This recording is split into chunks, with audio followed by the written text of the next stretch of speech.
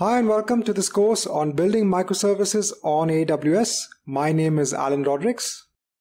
So I'm a software engineering specialist. I have around 10 plus years experience working mostly in Emirates Airlines. I'm currently managing my own startup company. Now I'm a big certification buff. I have a lot of certifications against my name. So currently I'm certified as an AWS associate in all the 3 levels of associate level certifications. I'm also certified as an AWS security specialist.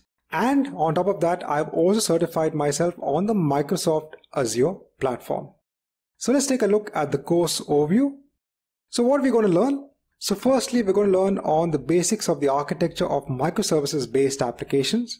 We're then going to look at the different options available from AWS for creating microservices-based applications. We're then going to look at managing deployments. We're going to look at understanding on continuous integration. And then finally, we're going to look at the Elastic Container Service that's available from AWS. Now, why microservices? Well, the first thing is more flexibility. By dividing your application into multiple components, you can actually work on the components separately, which allows for more flexibility. You then have less dependencies. The entire architecture of microservices is to create less dependencies between the components of your application.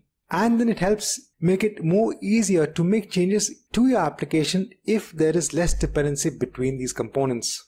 So what are the course goals? So first is we're going to see at what is a microservices architecture. We're going to look at the different options available from AWS for microservices. We're going to look at managing deployments, continuous integration, and then finally we look at how containers helps in the microservices entire architecture. So let's go on to section 1.